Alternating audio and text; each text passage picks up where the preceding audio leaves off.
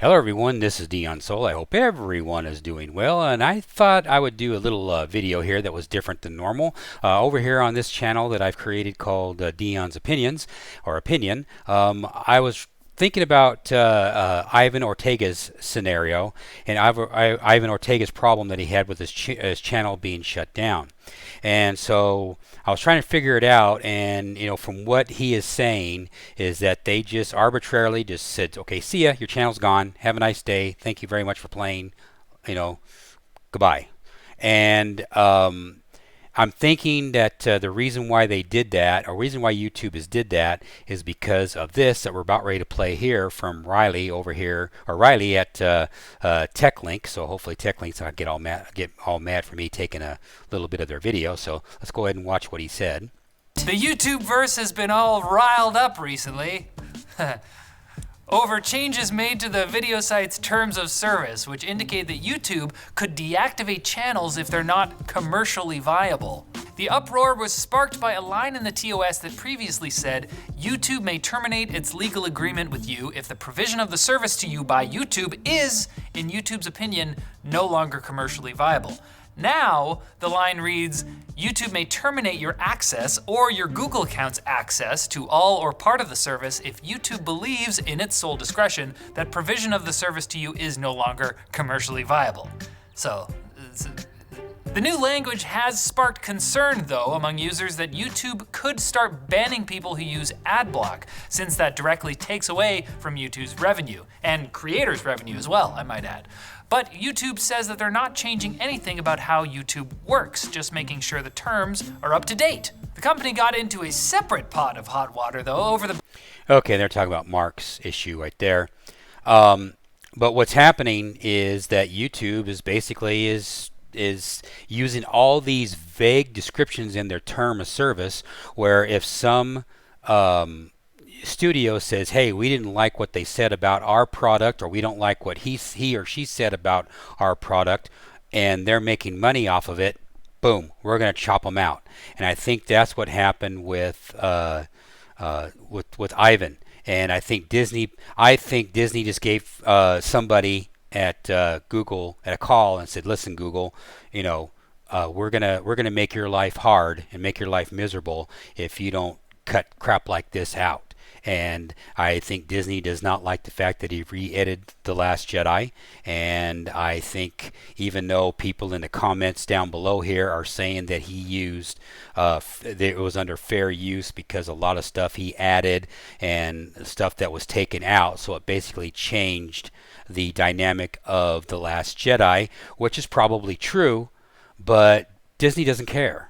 They have enough financial resources. It's all about the money. We all know. That's why we're here on YouTube. We're here on YouTube because we have a pathway to be able to make money for ourselves, and that is create YouTube content for others to enjoy. And then when we get above 1,000 subscribers, then we can turn around and start getting advertisers start paying for the ads, and then in turn we get our revenue. We all know how all that works.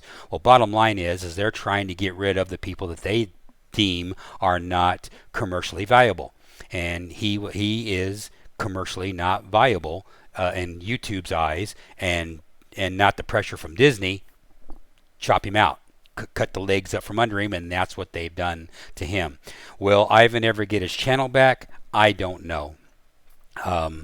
If we'll have to wait and see. Now, how we know that if Disney really did make that phone call and told YouTube to do this, then he will never get his channel back. His channel is up, but he will never get it back.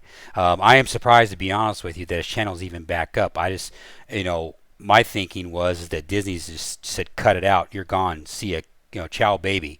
I'm surprised it's even up in the first place.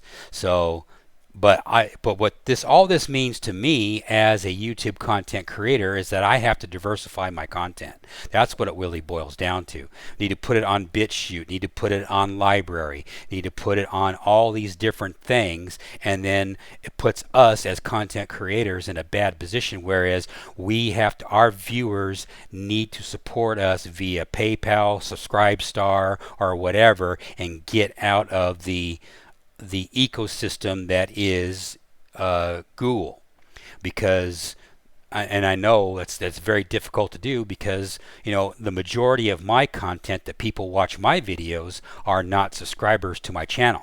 And even though I'm sitting here yelling to the blue in the face, subscribe to my channel, donate to my PayPal, I've gotten $1 from one subscriber that's also a good friend of mine, that's also a fellow flight aviation or flight simulation enthusiast over on my primary channel at Dion M01. I've only gotten one donation from PayPal, and that was it. And so, for me, from my point of view, as making all this content, I'm not getting anything back from it. It's just the way it is, and I know that. It's just the way it is. I just hope organically it develops over time, but it doesn't matter at this point because the ecosystem of YouTube is no longer no longer valuable. It's no longer valid. It's just that you, as a small content creator, have to get your subscribers or your viewers to actually donate their money to your channel. That's just the way it is. And if you can't get them to do it, you can't get them to do it. It's up to them to decide if they think that you are worthy. That's why I say on my stuff, if you feel that I'm worthy, please donate to my PayPal account, and that kind of thing is most appreciated, and I can continue to make content and put on this platform, BitChute platform, Library platform, and all the other platforms that I can do to get eyeballs to watch my content. So that's what you have to do, and that's basically what has happened. Is I think because of what Riley said over here at TechLink is probably what happened.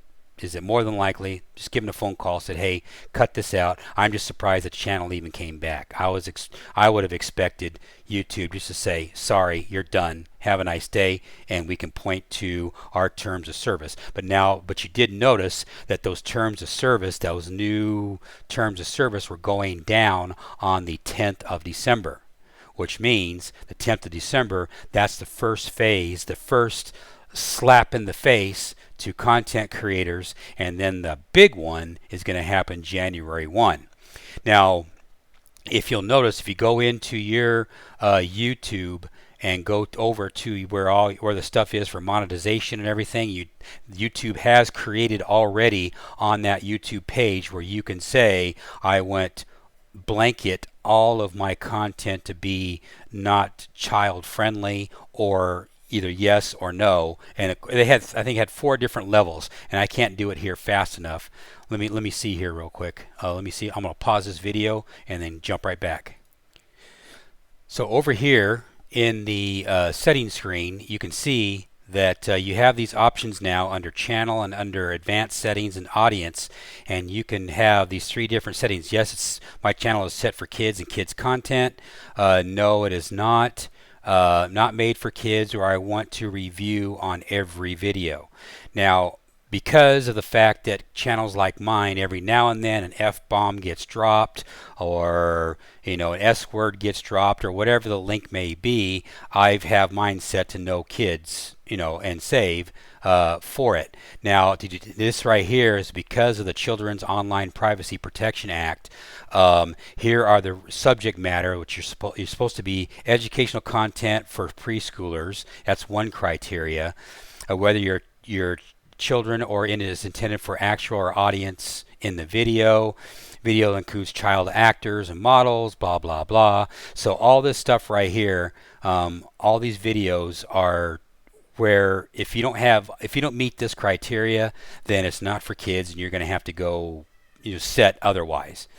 Now for me, I know mine's not for kids, but for some people that's going to limit their income, and they will have to change the way they make their videos. So I don't know. It just things to think about, things to worry about when you're a YouTube content creator and trying to advertise your products to the mass audience as possible. Your stuff's going to have to be G-rated, and that's going to be difficult to do. But for some of us and other people, it won't be a big deal. So anyway, that's the reason why I say that Ivan, he just got shut down, not because of the children's issue. It's because of the fact that he just got shut down because he was told, the YouTube just said, okay, we don't want to mess with you. We're done. And that was the end of it. So like I said, I feel sorry for Ivan. I was sitting there trying to get back to Ivan's stuff here. I feel sorry for Ivan, and I wish Ivan, is not going through this. But only thing I can suggest is just start making your own content. And even if you make your own content, because the big boys have all the money in the world, it's just going to make it difficult for content creators such as ourselves to be able to make content without somebody who has a bigger wallet steal it from you.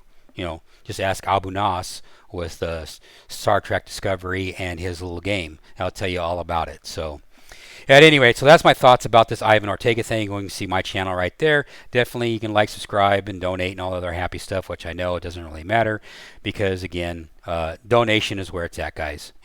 Just donating to PayPal is the best way to go right now, or Subscribestar or anything like that, not using Google AdSense. It's that those days for small content creators are no longer valuable, are valuable. Just not going to happen anymore for small people like me. So anyway, you guys take care, and you have yourselves a nice one. I hope this was at least informative anyway, if more than anything. And I'll catch you guys next time on another Dion's Opinion. Take care, guys. Bye.